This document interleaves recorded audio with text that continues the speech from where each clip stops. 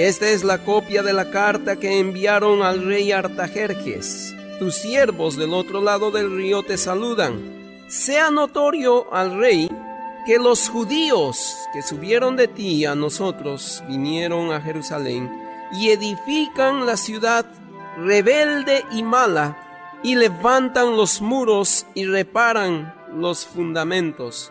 Ahora sea notorio al rey que si aquella ciudad fuere reedificada y los muros fueren levantados, no pagarán tributo, impuesto y renta, y el erario de los reyes será menoscabado, siendo que nos mantienen del palacio.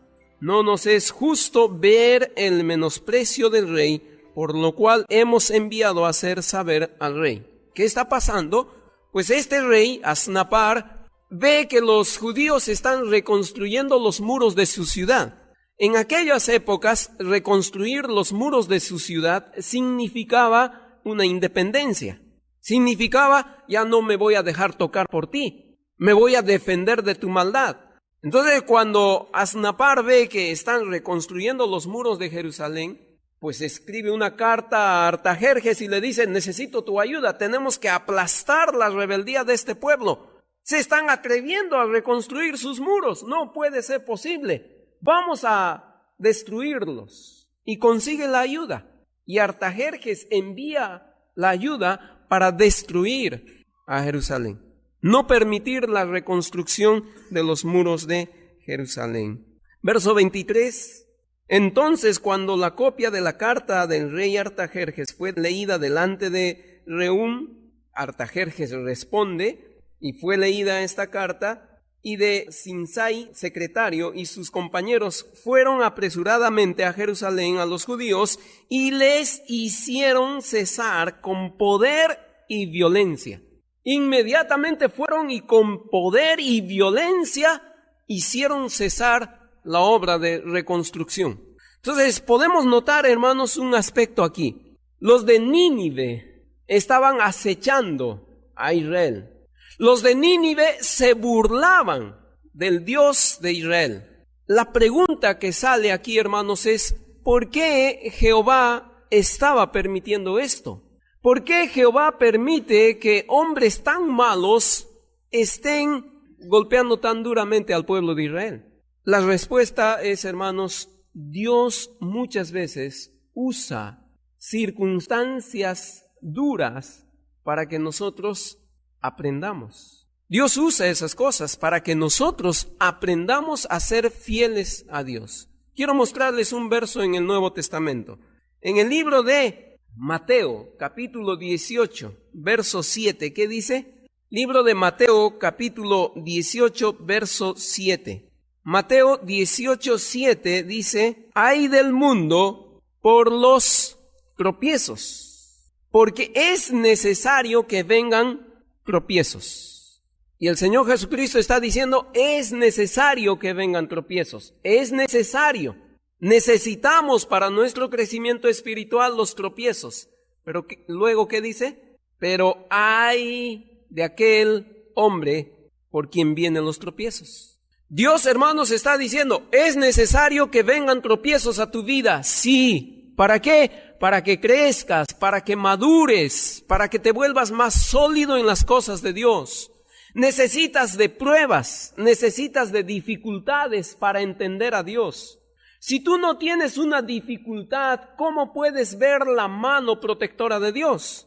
Si tú nunca te has encontrado en una situación de peligro, ¿cómo es que puedes ver a tu Dios de los ejércitos que está dispuesto a defenderte? Si tú nunca te has visto en una necesidad, ¿cómo puedes entender que Dios sí es realmente proveedor y provisor? Si tú nunca has sentido una enfermedad en tu cuerpo, ¿cómo es que puedes decir que Dios es mi sanador? Es imposible. Entonces, hermanos, Dios permite en nuestras vidas ciertas dificultades. Y en muchas ocasiones esas dificultades vienen por mano de otras personas, por manos ajenas.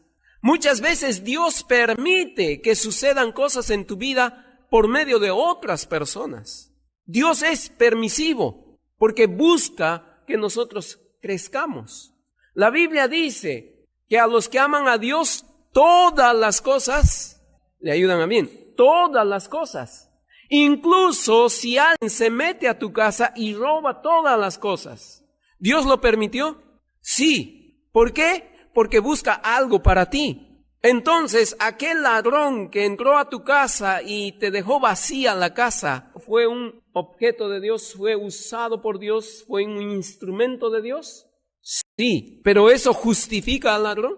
El ladrón podrá ir al cielo y decirle al Señor, Señor, yo he sido tu instrumento. A ver, ¿cuántas coronas me tienes preparado a mí? No. En este punto Dios va a repetir este verso y va a decir, ay de aquel por quien viene las pruebas, los tropiezos.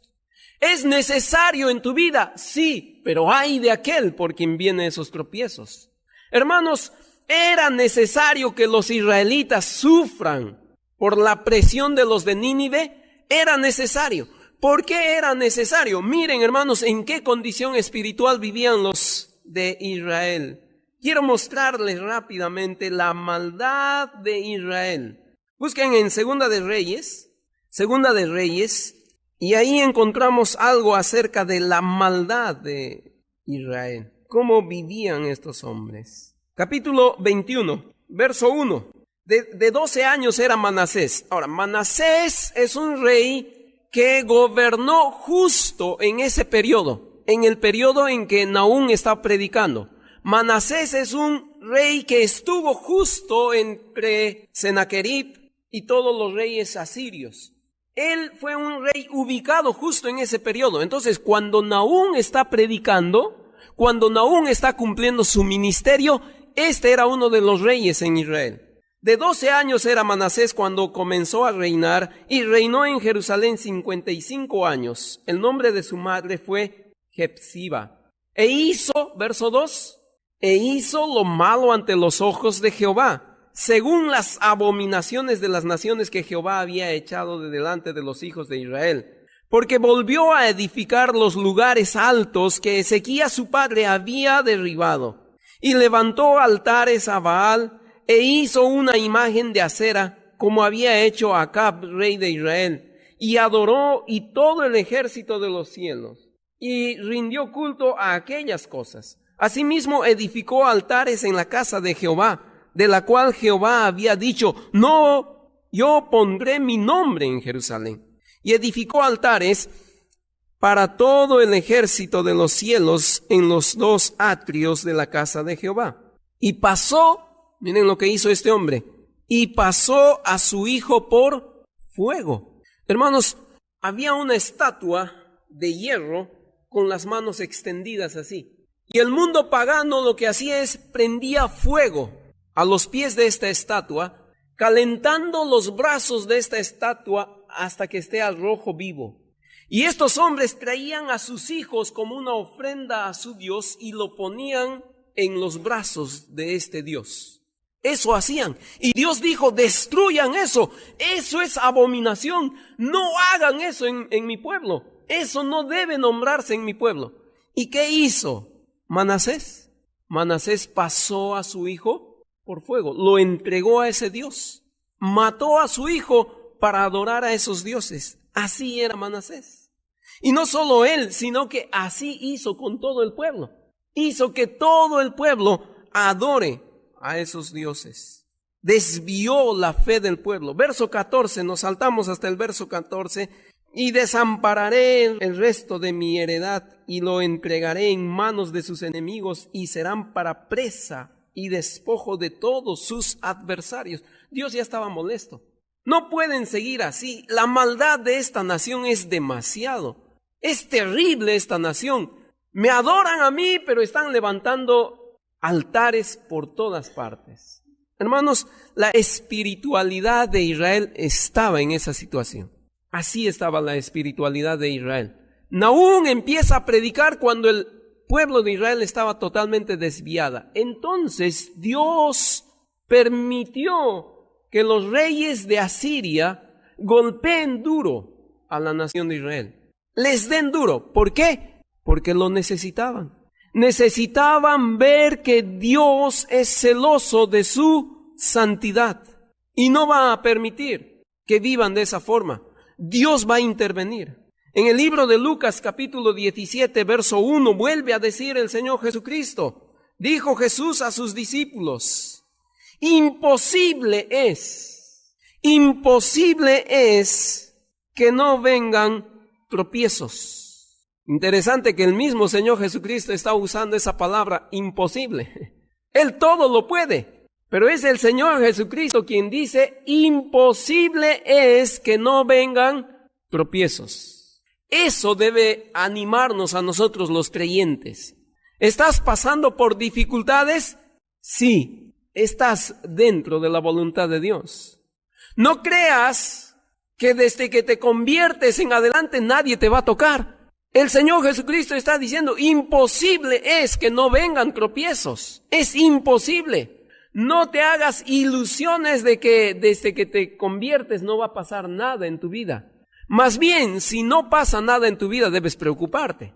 Ahí debe haber una preocupación, porque desde que eres hijo de Dios van a venir los tropiezos. ¿Pero qué dice luego el Señor Jesucristo? Más hay de aquel por quien vienen los tropiezos. Hay de aquel por quien vienen los tropiezos. Hermanos, los israelitas necesitaban tropiezos, porque estaban desviándose de su Dios. Y Dios manda los tropiezos para recapturar el amor de su pueblo a sí mismo, para volver a traer a sus hijos a sus pies. Entonces Dios envió dificultades y envió las peores. Imagínense con los de Nínive. Imagínense con esa gente que creía que lo mejor era sacar la piel de una persona. Ese tipo de gobierno estaba atrás de los judíos. Pero no debemos olvidarnos de la última parte. Dios dice, más hay de aquel por quien vienen los tropiezos. Ese punto es terrible. Quiero decirles esto, hermanos. ¿Qué necesitaba el pueblo de Israel? El pueblo necesitaba las dificultades para estar bien con su Dios. Hermano, cuando tú tienes una dificultad, recuerda esto. Dios lo permite para que estés bien con tu Señor. Dios lo permite. Tú ya no necesitas pensar en la venganza, porque Dios es vengador. Dios dice, ay de aquel por quien vienen las dificultades. Si alguien te hace algo malo, tú soporta. Dios se va a encargar de él. ¿Qué dice el Señor? Mía es la venganza. Yo pagaré. Tú despreocúpate. Déjalo en mis manos. Eso es terrible. Hermano, si alguien te está haciendo sufrir, si alguien se está convirtiendo en una espina en tu vida, tú debes confiar plenamente en tu Señor. Puede que Él sea un instrumento de Dios. No lo está justificando a Él, pero para tu vida espiritual puede que Él sea un instrumento de Dios. Lo triste es que Él rendirá cuentas a Dios. Y eso es lo que va a pasar con Nínive. Para terminar, quiero leerles 2 versículos. Dios demanda humildad. Nadie va a entrar a la presencia de Dios con orgullo. Nadie puede entrar a la presencia de Dios con orgullo. Así es que, si vamos a entrar a la presencia de Dios, debemos dejar el orgullo a un lado y revestirnos de humildad. Pero hay solo 2 formas de conseguir la humildad. Uno es que voluntariamente te vistas de humildad. Y el segundo es que Dios te vista de humildad. La decisión es tuya. Segunda de Crónicas 7:14 dice, si se humillare mi pueblo, sobre el cual mi nombre es invocado, y oraren y buscaren mi rostro, y se convirtieren de sus malos caminos, entonces yo oiré desde los cielos, y perdonaré sus pecados, y sanaré sus tierras. ¿Vas a entrar a la presencia de Dios? Eso espero. Pero recuerda esto, Dios no permite el orgullo. La única forma de presentarnos a Dios es con humildad. Y Dios está esperando que tú tomes la decisión de revestirte de humildad. Pero hay el otro lado. Salmos 147:6 dice, Jehová exalta a los humildes y humilla a los soberbios, a los altivos, y humilla a los impíos hasta la tierra. Así es que si una persona no quiere dejar su orgullo, Dios va a humillarlo, porque Dios no permite el orgullo delante de él. Decides tú. Salmo 147:6. Tú decides, o te haces humilde o Dios te hace humilde. La decisión es tuya. Segunda de Crónicas 32:24 y 26 dice: en aquel tiempo Ezequías se enfermó de muerte y oró a Jehová, quien le respondió y le dio una señal, mas Ezequías no correspondió al bien que le había sido hecho. Estoy enfermo, Señor. Y Dios le dijo, ya bueno, ¿qué quieres? Sáname, por favor, déjame vivir. Porque el profeta le dijo, vas a morir. ¿Recuerdan esa escena? ¿Y qué le dijo Ezequías? Señor, sáname. Y Dios le dijo, ya bueno, está bien, te voy a sanar. ¿Y qué hizo Ezequías? Hizo lo malo delante de Dios. Y Dios dijo, por eso yo quise matarte, antes que hagas lo malo. Bueno, ya has hecho lo malo. Pero miren la última parte en la vida de Ezequías. Sino que se enalteció su corazón y vino la ira contra él y Dios intervino en su vida. ¿Te has vuelto soberbio? ¿Te has vuelto orgulloso? Tú no entras a mi presencia con orgullo.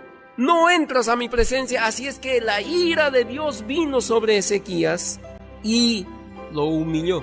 Y el texto termina diciendo, verso 26, y se humilló él y los moradores de Jerusalén, y no vino sobre ellos la ira de Jehová en los días de Ezequías.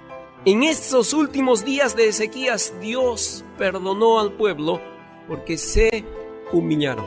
Se humillaron. Humildad. Hermanos, el Señor Jesucristo dice, es necesario los tropiezos para ser humildes delante de Dios. Tú tomas la decisión. O te haces humilde o Dios te va a hacer humilde. Así es nuestro Dios, nos ama y nos quiere.